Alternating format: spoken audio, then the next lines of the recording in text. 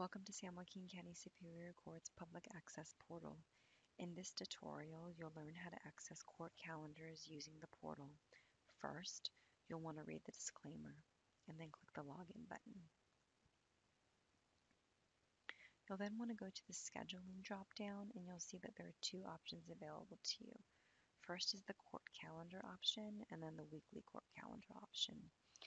The Court Calendar option will give you the day view of a particular calendar, either all of the calendars for Superior Court for a particular day or the court calendar for a particular department or judge.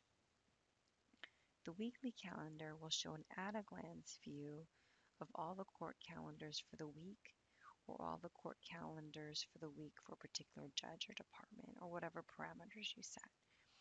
Let's take a look at the court calendar option first.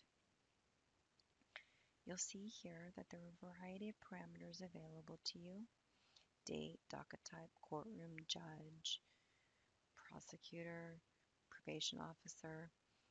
If you want to take a look at the calendar for a particular courtroom on a particular day, what you can go ahead and do is choose the date. So you can manually input the date here, or you can click on the calendar icon, which is a lot easier. And then you're just going to select the date that you're looking for. So here, let's take a look at May 13th and see what the calendar looks like for that day.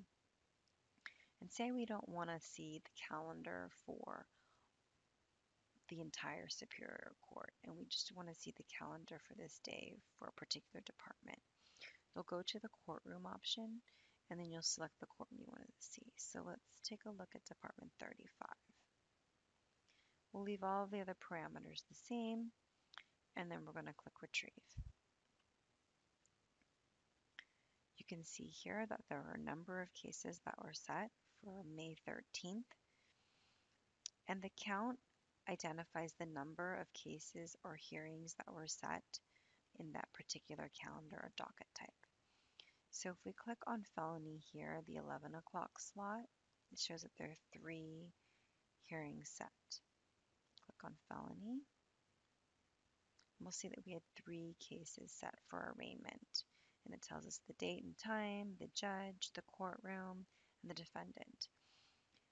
Each of these cases are hyperlinked. So if you click on the case, it'll bring you to the case screen and all that detail that's connected to that case. Similarly, each of the defendants' names are hyperlinked, and so if you were to click on one of the defendants' names, it would give you all the defendants' detailed information. But here, this gives you the calendar or hearing list for this docket, for this day, in this department. So we can click back. And say we wanted to take a look at the calendar for May 13th for the entire court, or what the calendars were for the entire court for this day. We can go back to courtroom and we're going to select all so that it'll show us all the calendars. We'll keep the date the same. We'll click Retrieve.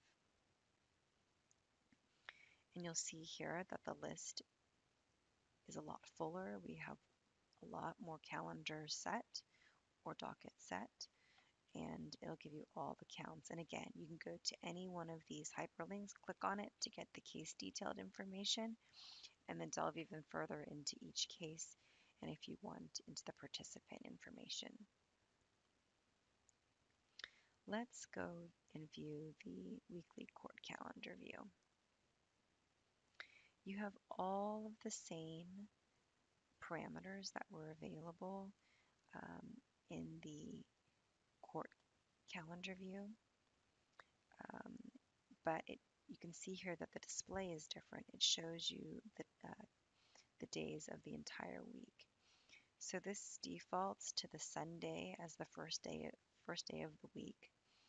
So let's see, let's go back to May 13th. And we just want to see that day. We'll leave all of the parameters the same, so we'll see all of the calendars set for the entire Superior Court, and we'll click Retrieve. And this will take a little bit longer to process because it's going to end up pulling up all of the calendars for the entire week, even though we just said we wanted to see May 13th. But this is what it gives you. It gives you an at-a-glance look at what the week looks like um, for the entire Superior Court by each day, and the dates are listed here, and then by the time of the calendar. If you scroll down, you'll see all of the docket types and the counts. So even though we only wanted to see May 13th, it'll give us the entire week. Let's see if we change to, let's go to May 20th. And let's say we want to see Department 35. We're going to click Retrieve.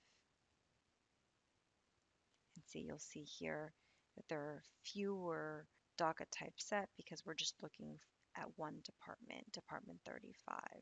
The concept's the same. You see the at-a-glance look and what the calendar looks like for the entire week.